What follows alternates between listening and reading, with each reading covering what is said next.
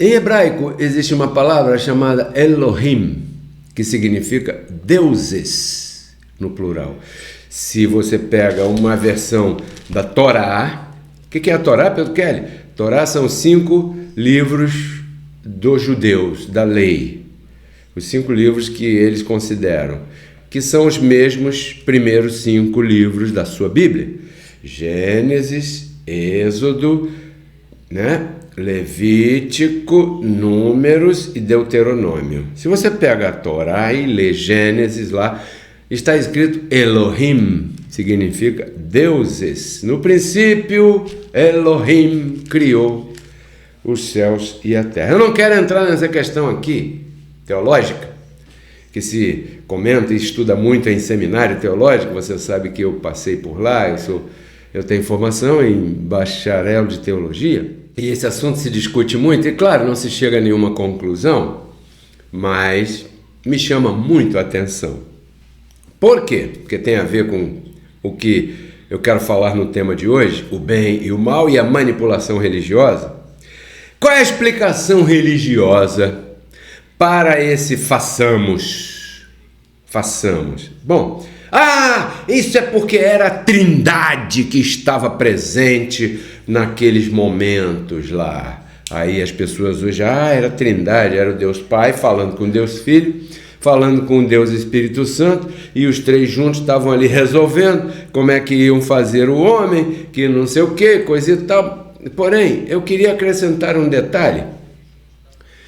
O conceito de Trindade só foi estabelecido pela Igreja Católica Apostólica Romana, fundada em Roma, claro, romana, pelo imperador Constantino, no concílio de Nicéia, no ano de 325, onde eles se reuniram ali, e uma das coisas que ficou estabelecida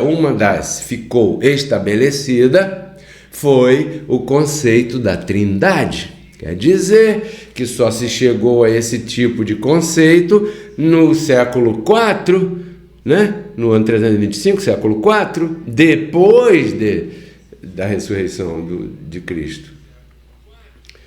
Então essa explicação religiosa de que Deus estava lá no início falando com Deus Filho e Deus Espírito Santo, não rola, nem abençoado. Isso é uma manipulação inventada pela Igreja de Roma. Por quê? Porque agora eles tinham que trazer o Jesus para a Europa. Eles tinham que igualar Jesus com a posição de Deus. Por quê? Porque lá na Judéia, sendo crucificado, ele era tido como um bandido, como um contraventor, como um malfeitor. Foi por isso que ele foi crucificado. Mas agora, como a igreja era da elite romana, porque o imperador Constantino instituiu o cristianismo como a religião oficial do império, eles tinham que, vou falar uma palavra aqui que não existe, mas serve, eles tinham que europanizar, ou seja, trazer uma visão europeia de Jesus. Sacou? E é por isso que as missas dos sacerdotes católicos eram oficiadas, rezadas em latim. Caramba. E vou te falar outra coisa, pasmem, as missas no Brasil eram em latim até há pouco tempo, 50 anos atrás. Ou seja, até os meus 16 anos, as missas eram em latim. No Brasil. Que coisa ridícula, cara. É que para eles o povo não merece entender nada, porque se o povo entender, abre os seus olhos, e se abrir os seus olhos, o sistema religioso cai. Por quê? Porque aí, quando você abre os olhos, a manipulação religiosa com relação a certos assuntos já não tem poder sobre você. Vou te dar um outro detalhe sério aqui, que tomara que não derrubem a minha transmissão aqui ao vivo, no YouTube, Um outro detalhe. Em nome dele, de Jeová, em nome da religião que ele criou, o chamado povo escolhido de Deus, hoje, em setembro de 2024 está exterminando um outro povo, uma outra raça, os palestinos, diante dos olhos do mundo inteiro e de seu silêncio. Homens velhos, homens novos, crianças de ambos sexos, mulheres, senhoras idosas, morrendo como se fossem um mosquito. Por causa de quê? Por causa de religião. Por quê? Porque supostamente os palestinos são inimigos de Deus, por serem seguidores de Alá, que é uma palavra árabe, que traduzida ao português quer dizer Deus. Sabia disso? Alá significa Deus, só que em árabe. Assim como God significa Deus, só que em inglês. Assim como em português é Deus. Caramba, o negócio está ficando sério. Então, no fundo, Alá e Jeová são a mesma pessoa. Eu ainda vou te explicar isso, mas isso é outra história. Não para hoje. Então, eu quero mostrar aqui uma das manipulações católicas, apostólicas romanas, por exemplo. Um bebê nasceu mês passado, semana passada, há 15 dias atrás. Aí a família é católica, a família vai à missa, a família se confessa, a família se ajoelha e beija a mão do sacerdote, a família toma hóstia, celebra aquela coisa toda lá. Quando nasce uma criança numa família assim, tem que batizar. Sim ou não? Não sei qual o conhecimento que você tem a esse respeito, mas eu tenho esse conhecimento que eu passei lá também. Uma criança recém-nascida tem que ser batizada. Então, você sabe, prepara uma festa, tem a roupinha do batismo, tem que convidar os padrinhos, que é fundamental. Se não tiver um casal de padrinho, não tem batismo. E o que é o batismo na religião católica romana? Bom, o batismo na religião católica romana é para livrar aquele bebezinho inocente, que não sabe de nada, não sabe nem o que está fazendo aqui ainda, mas tem que livrar ele do pecado original. Entenda-se, pecado que deu origem aos demais, ou seja, pecado original, ou seja, Adão. Quer dizer que o sacerdote católico, ele tem o poder, agora, diante daquela família, daquela sociedade que frequenta aquelas coisas lá, ele tem o poder de livrar aquele bebezinho recém-nascido do pecado original. Você está entendendo? Ele, esse sacerdote, que acabou talvez de abusar de uma mulher ali, ou de uma criança lá atrás do quintal lá da catedral católica dele, esse homem, ele traz para si o poder de ser maior que Jesus. Porque ele diz, você tem que batizar aqui esse bebê para livrar esse bebê do pecado original, pecado de Adão. Ou seja, quando ele faz isso, ele está atropelando a cruz de Cristo. Porque para ele, aquilo lá que Cristo fez não valeu nada, tanto não valeu nada que ele tem que batizar o bebê, porque se não batizar o bebê continua perdido. Manipulação religiosa, o bem e o mal e a manipulação religiosa. Pois muito bem, chega o dia do batismo. Você está imaginando o quadro? Talvez até você já tenha feito isso, ou passado por isso no teu passado, bem longínquo, verdade? Aí chega o dia e, claro, você pagou, porque lá eles cobram, não é verdade?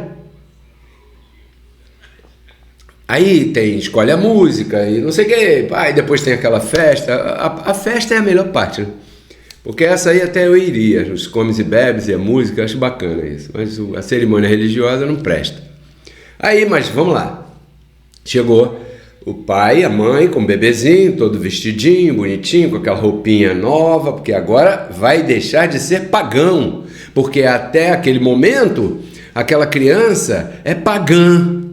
O que é uma criança pagã? É uma criança que está alijada, separada, à margem da salvação espiritual, porque ela ainda não foi batizada para ser protegida do pecado original, entendeu? Ela é pagã.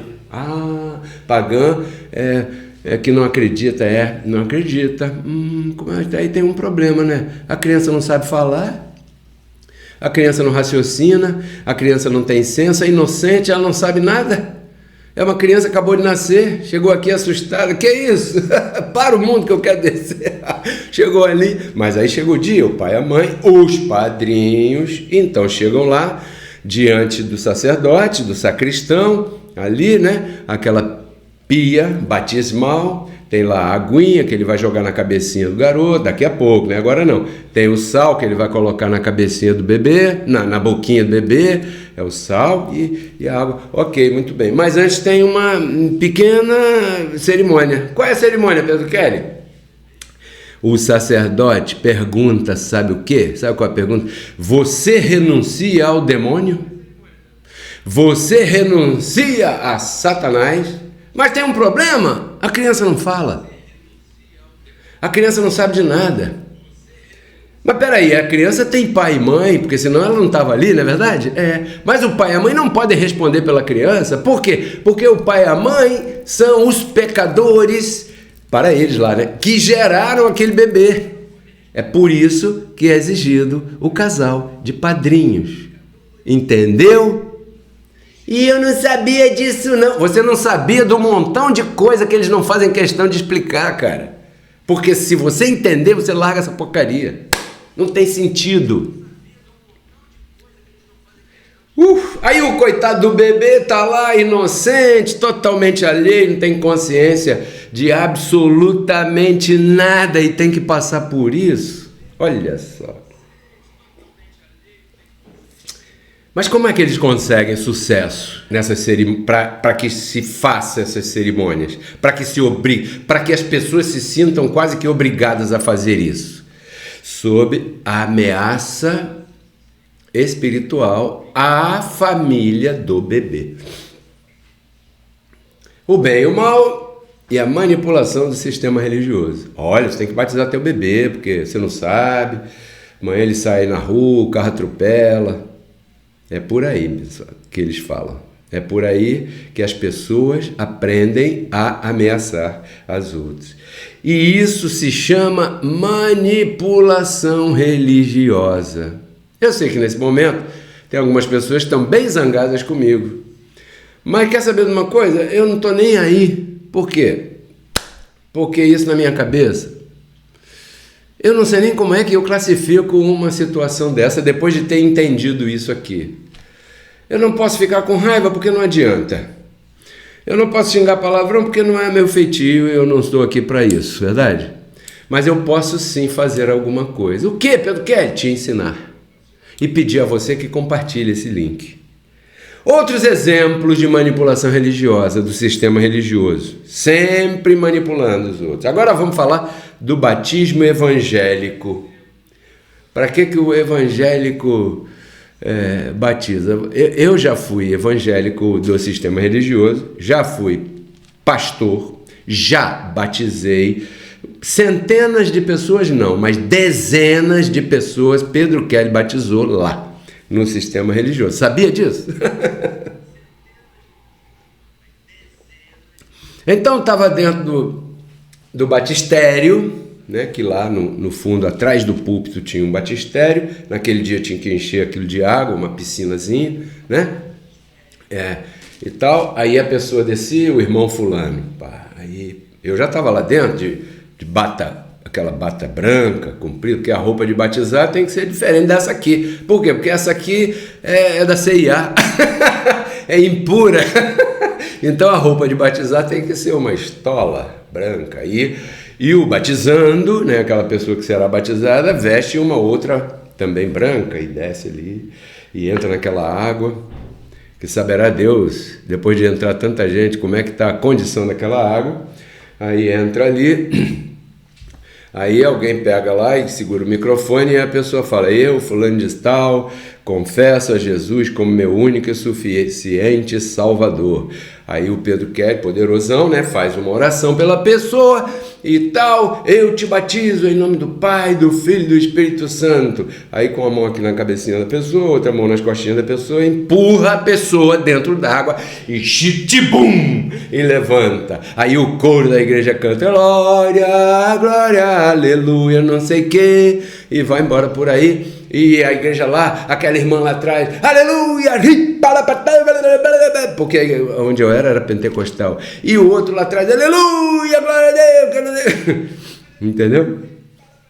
Ou seja, esse é o batismo que perdoa pecados, que simboliza, segundo eles dizem, o perdão dos pecados daquele povo todo lá, que passa por aquele tipo de cerimônia. Isso é uma manipulação religiosa em vários sentidos.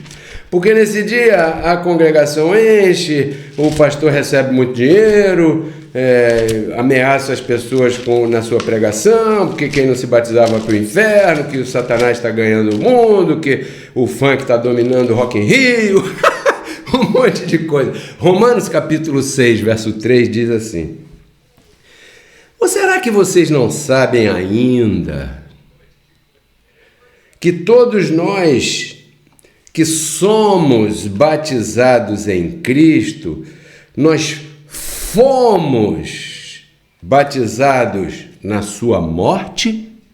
Esse é o verdadeiro batismo cristão. Batismo cristão não é uma cerimônia, nem na Igreja Católica Apostólica Romana, igreja não, nem no sistema católico apostólico romano, nem no sistema presbiteriano, batista, adventista, assembleiano, universalista, metodista, mormon, esse todo aí. O batismo do cristão é o batismo na morte de Cristo, porque a morte de Cristo te colocou em posição de morto ao pecado, e a ressurreição dele te colocou em posição de vivo para Deus. Você não precisa passar numa água suja, seja de um batistério, seja de um rio, seja na cachoeira, seja por aspersão, seja por imersão. Você não precisa disso para se sentir perdoado. Você precisa entender. E para isso eu estou aqui para te explicar. Mas as manipulações não são somente pelo batismo. Existem manipulações religiosas que são muito utilizadas com muita astúcia pelo sistema religioso, com as proibições. Não pode usar bermuda se for homem, e mulher menos. Não pode usar cabelo comprido se for homem. Mulher não pode cortar o cabelo. Existe um sistema religioso que existe uma comissão de homens e mulheres na porta, principalmente de mulheres nesse caso que eu vou falar, que elas ficam na porta e conforme as irmãs vão chegando para o chamado culto, aquelas irmãs têm que acompanhar aquela outra que chegou e ir ao banheiro, porque aquelas têm que mostrar a sua calcinha, a sua roupa interior. Porque não pode usar roupas interiores de determinadas cores, por causa do pecado da luxúria, e o Satanás gosta e leva para o inferno. Sacou? Pois é, para você ver. Você já viu essas pessoas que normalmente trabalham vendendo doce, pão doce, cuscuz, por aí pelas ruas? Estão sempre com aquela camisa de mangas compridas, com calças compridas, né, com o seu chinelo e tal, mas calças compridas, camisas de mangas compridas. Aquelas pessoas participam de uma determinada denominação do sistema religioso que não lhes permite usar outro tipo de roupa. Você já viu por aí essas senhoras que andam com essas roupas cinzas, né? Cinza concreto, cor de cinza concreto, de mangas compridas, aqueles vestidos inteiros, mangas e tudo, e que vai até lá embaixo, até no chão, e suando com aquela toalhinha, né? Aquela toalhinha que usam por aí para secar o suor, suando por aí debaixo do sol. Você já viu? Aquelas são participantes de uma determinada religião que diz que aquilo ali tem que ser desse jeito, porque isso é demonstração de santidade ao Senhor. Pois é. Isso não é novo. Na época do apóstolo Paulo acontecia, e ele escreveu aqui em Colossenses, capítulo 2, verso 20, o que eu quero ler para você, que diz assim: pois, se morrestes com Cristo, lembra do batismo que eu acabei de ler, né? Quanto aos rudimentos do mundo são coisas seculares, roupa, comida, bebida, dias de festa, datas festivas, essas coisas.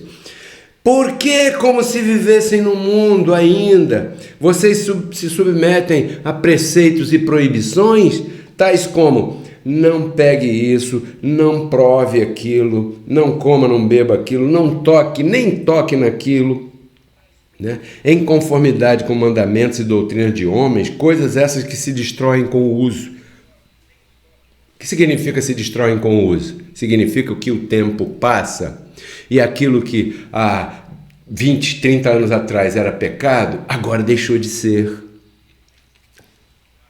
Entendeu? Como, por exemplo, hoje em dia existem igrejas pentecostais, sistemas religiosos pentecostais, que permitem que suas membras, as irmãs, usem calças compridas. E há bem pouco tempo atrás, isso não era permitido. No sistema religioso do qual eu pertenci, congregacional pentecostal avivada em Guadalupe, lá no Rio de Janeiro, a mulher não podia usar calça comprida nem em casa, nem na rua, nem no trabalho, nem em lugar nenhum. Me lembro até hoje de uma situação que teve uma reunião de membros para discutir se deveriam excluir a irmã fulana, porque um diácono abusado chegou no trabalho dela e ela estava de calça comprida, porque ela tinha um serviço que tinha que subir, trabalhava numa livraria, tinha que subir lá numa escada e ficava meio inconveniente, ela se sentia mal, então ela ali iam de calça comprida, e o diácono viu e caguetou para o pastor, e o pastor disse: pecado! E Paulo está dizendo: por que você se deixa dominar por essa manipulação? Ainda, nos dias de hoje. O bem e o mal e a manipulação religiosa. Por que você se submete a andar no calor lá do Rio de Janeiro, debaixo daquele sol danado no verão, com essas roupas compridonas? Verso 23. Tais coisas, na verdade, têm certa reputação de sabedoria, né?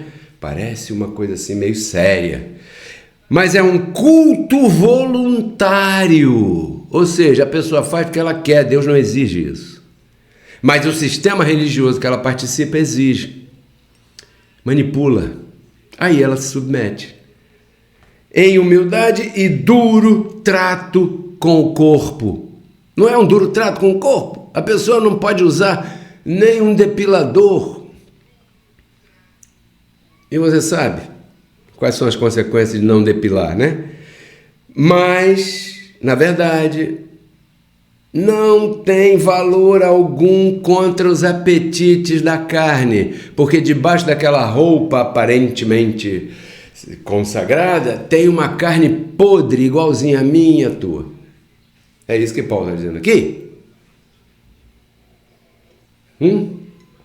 Manipulação religiosa através das proibições.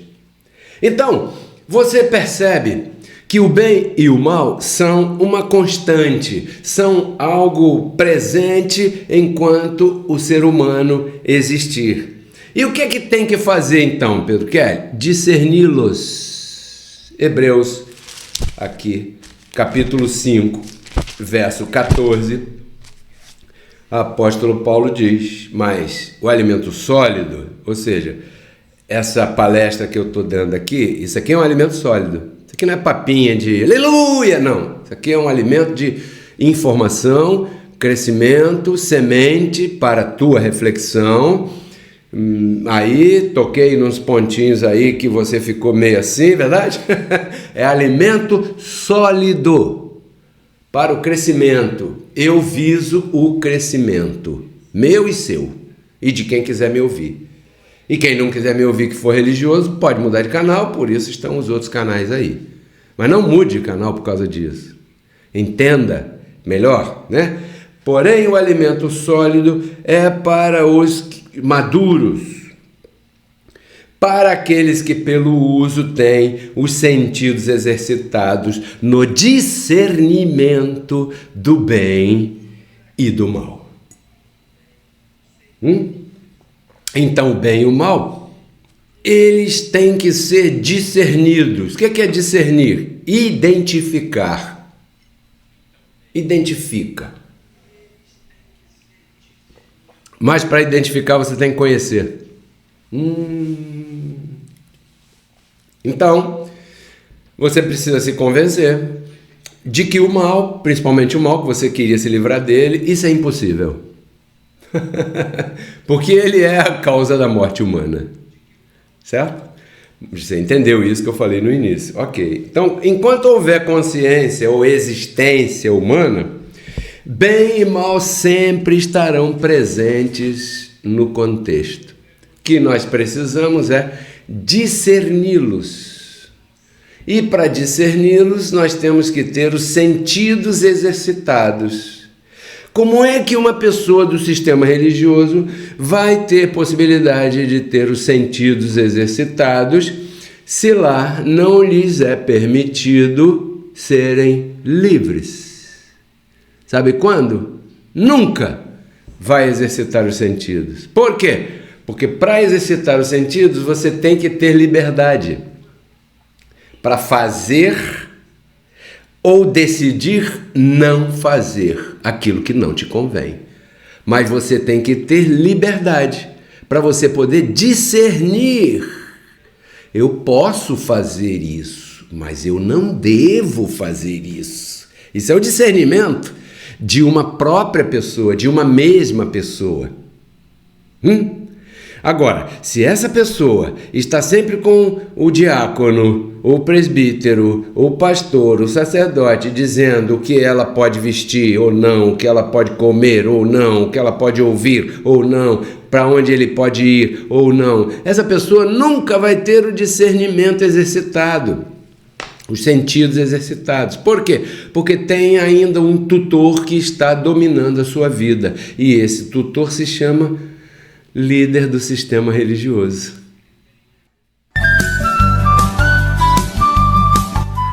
Se você gostou do tema que você acabou de ouvir e deseja conhecer um pouco mais sobre este e outros maravilhosos assuntos, eu te convido a visitar o nosso canal no YouTube Pedro Kelly RCC. Ali estão publicadas todas as nossas palestras e ministrações que têm como objetivo agregar na tua vida valores espirituais, emocionais e materiais. Espero que você se inscreva no canal, que você goste do material e principalmente que você compartilhe com todos os teus amigos. Até breve. Porque Cristo na cruz não transformou a nossa carne, né? Ele resgatou o nosso espírito. A Bíblia diz que Deus estava em Cristo reconciliando consigo os seus filhos, né? E nos entregou a palavra da reconciliação. E a palavra da reconciliação é essa que nós pregamos, abençoado.